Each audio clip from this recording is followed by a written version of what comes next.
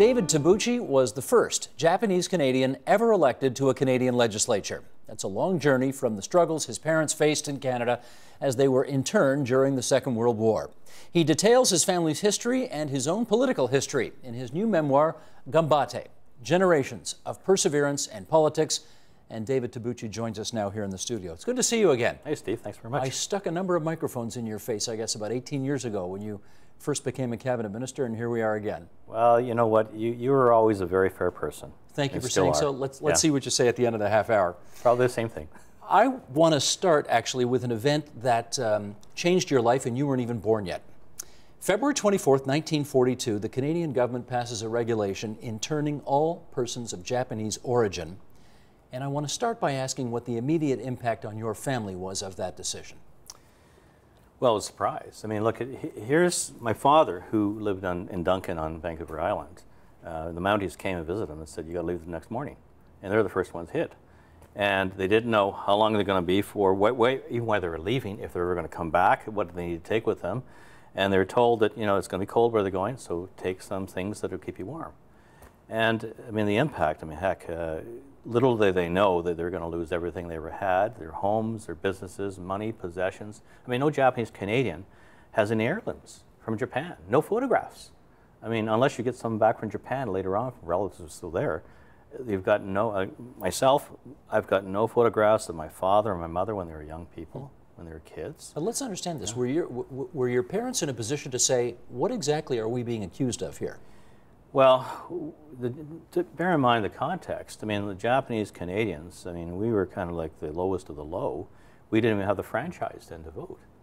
So we had no vote, we had no political power whatsoever. We had no right to really question what was going on. Plus the Mounties come and they tell you got to leave. But you were presumably accused, your parents were accused of somehow collaborating with the enemy of the day. Well, that was the fear. Yeah. But quite frankly, I mean, I think the context was one of discrimination and prejudice more than anything else, because after the war, no Japanese Canadian was ever found guilty of any offense against Canada.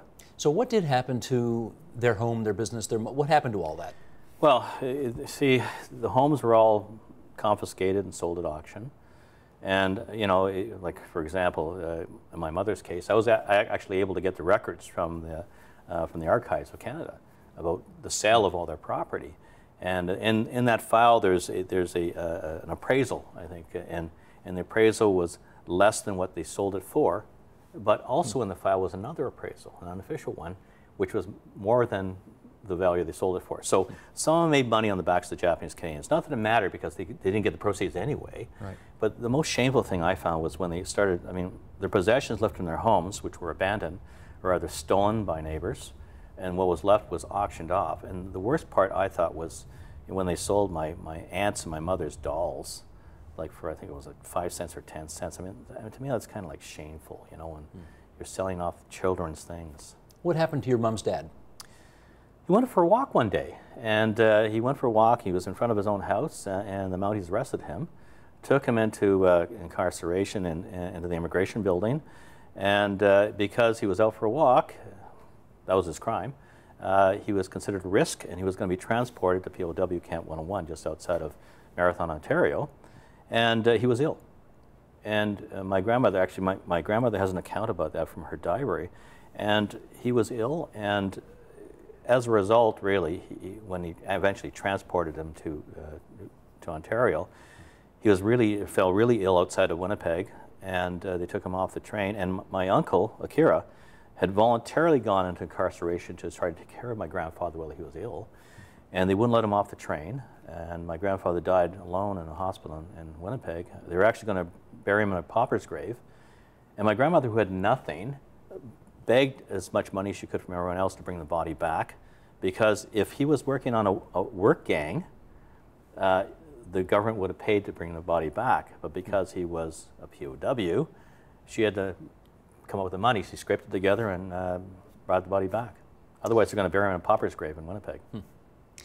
The war ends in 1945. Your dad is still interned for another 8 months after the end of the war. How come? Well, if you were either a leader in the Japanese-Canadian community or you were in a group of protesters, and this is what they were protesting, which I find really interesting. In the States, the they allowed the families to stay together during the transportation to the prison camps. And my father was not protesting his imprisonment or the confiscation of everything he had, or the fact they're being transported to these camps. He was protesting the fact that they want to split the men from the women and children during the transportation. He just wanted to make sure his sisters and his mother were safe.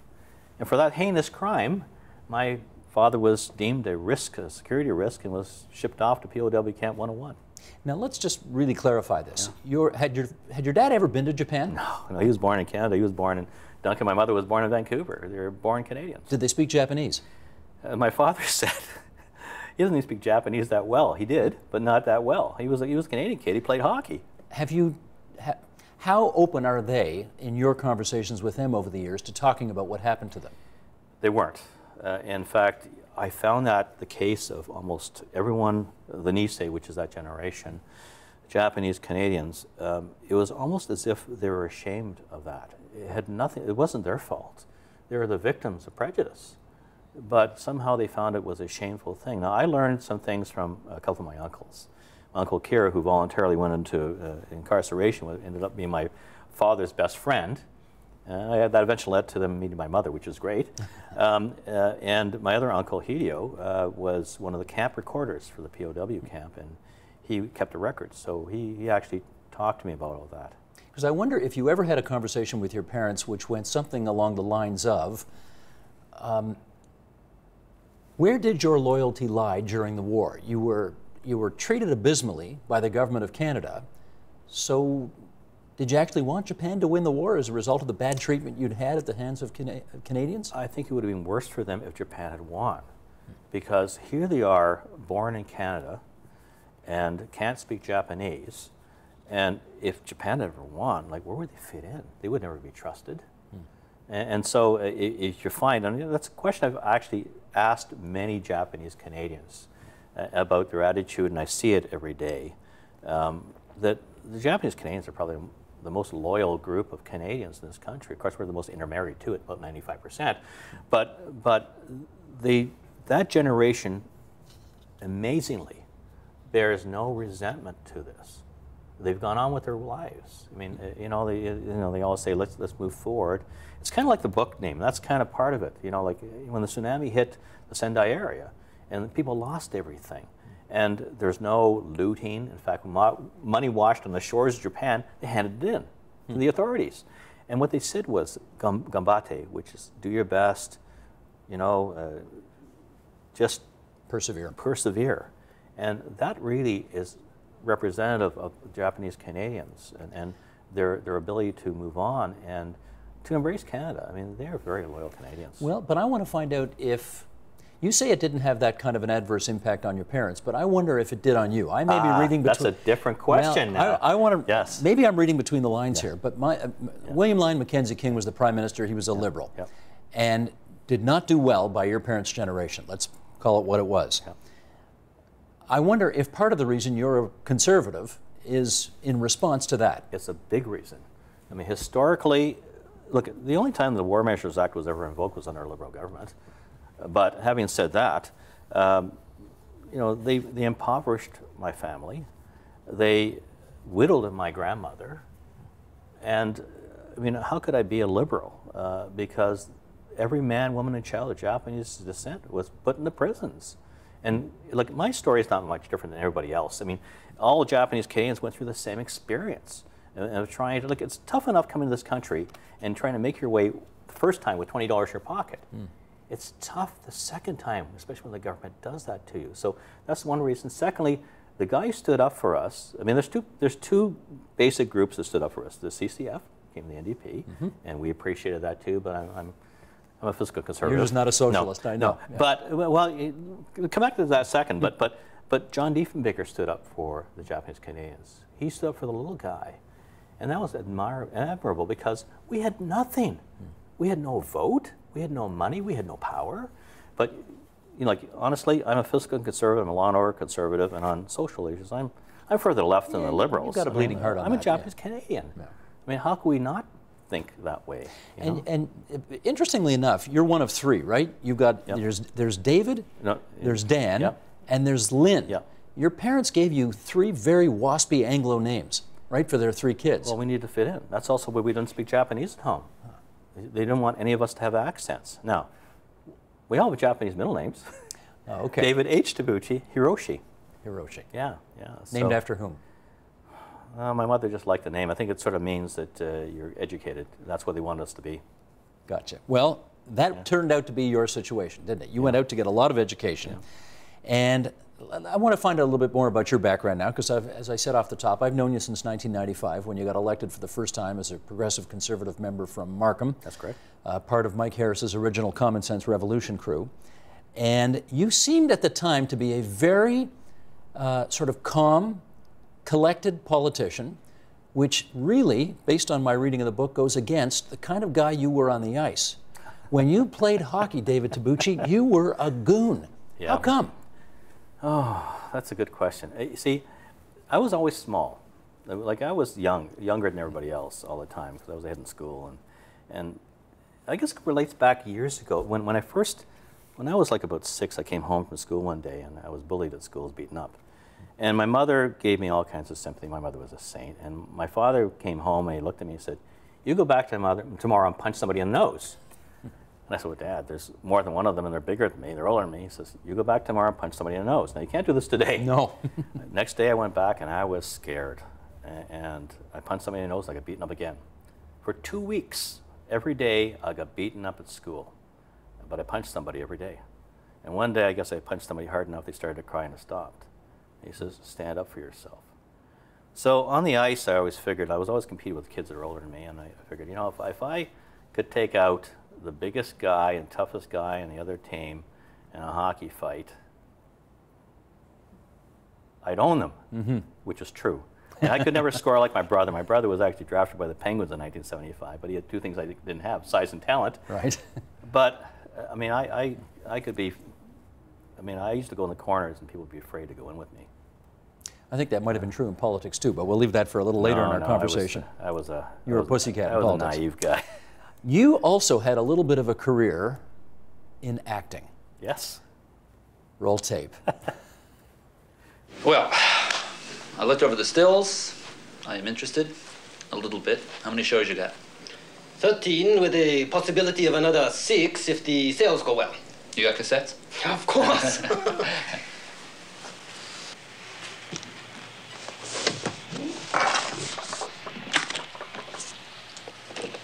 No, hold it. Show me the last one. Wakarimasen? Number 13. But Max, you won't understand anything. Everything is set up in the first 2. My audience ain't gonna see the first 2 shows. Now show me the last one. David Cronenberg's Videodrome. Yes. How the heck did you get that gig? Well, that's interesting, because I didn't know anything about acting. I wasn't an actor, trained actor.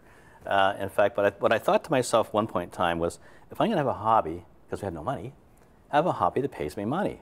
So that was my thing. So I went down for an audition, someplace on Eastern Avenue, I remember, and I was there early. I'm always early. And I'm standing by the door just waiting. And then a guy walks up, and he's got this like leather jacket on from, I think it was Ryerson, a bag over his shoulder, fairly long hair. And I talked to anybody. So I start yakking to him.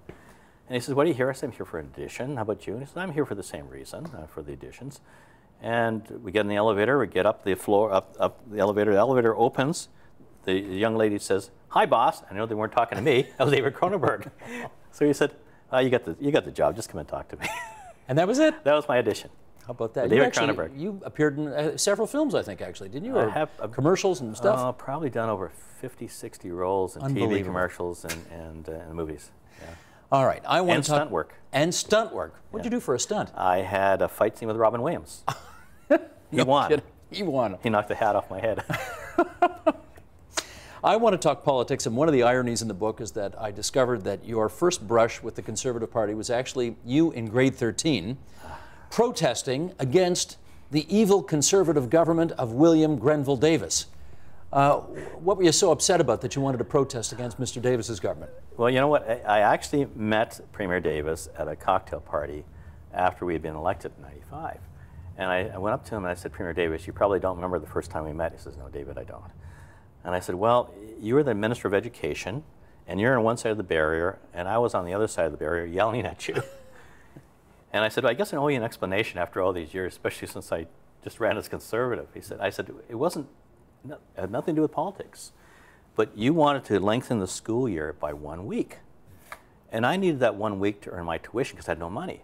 And so what you were doing is standing between myself and my ability to go to university. So it was a very pragmatic reason, and nothing to do with conservatism or liberalism. It's just that you're standing behind my ability to work. What did he say to you? He said, well, he says, well, he laughed, and he said, in his way, the only Bill Davis can say, he says, well, sometimes the biggest rebels become the biggest conservatives. Good enough. What surprised me about, again, reading the book was that in 1995, your first election as an MPP, you won, I think, by the biggest margin of anybody in the whole province of Ontario. 26,000 vote victory. You had been a municipal politician before that.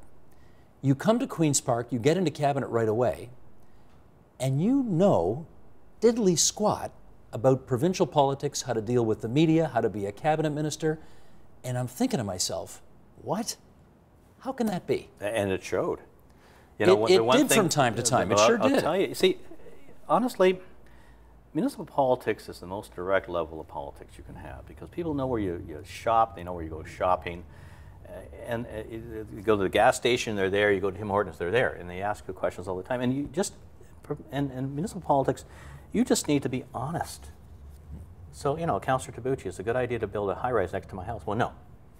There's my answer. But as you know, higher levels of government, provincial, federal, it's all about driving a message. It's that game you play.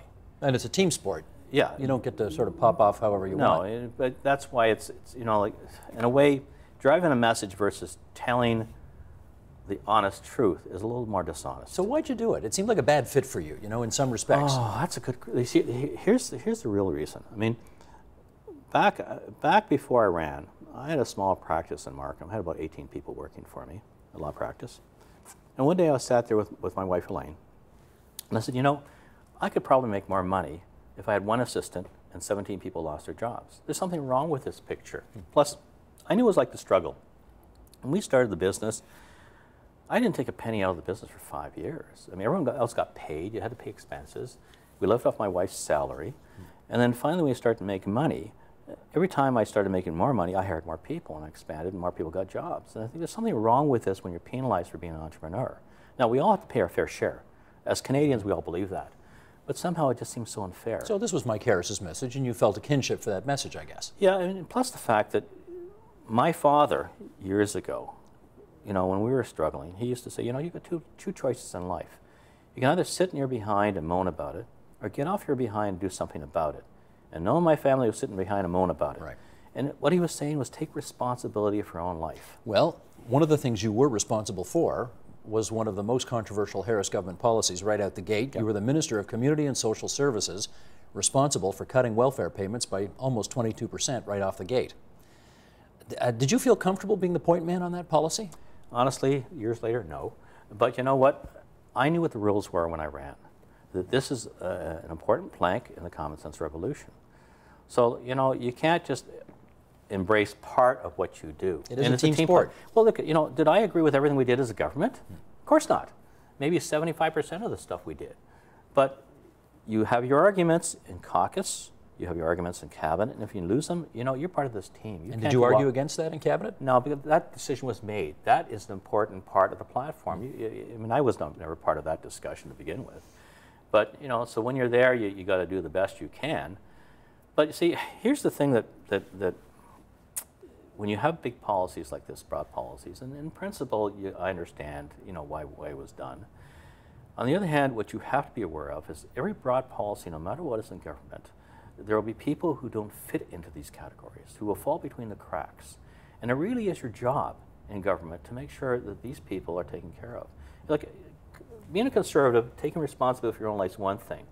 But on the other hand, the flip side of that is there are people who can't do things for themselves. It is your responsibility as government as well to take care of them as well. I'm not sure the second part of that message came out at the time. The first part did, but I'm not sure the second part did. Well, that's actually what work was supposed to be, to help people get back to work. And as Mike Harris used to say, the dignity of a job. But the only thing, my hunch is, the only thing people remembered was you were the guy cutting their welfare rates by 22%, and not only that, you were telling people to go to the grocery store and bargain for it wasn't dented tuna. It was tuna, and the dented tins were a different thought, but someone combined the two. Okay. But then again, these are things that my dad used to do. Like, when you've got nothing, you do these things. But, unfortunately, what does a lawyer from Markham, the richest community in the country at the time, know about having nothing?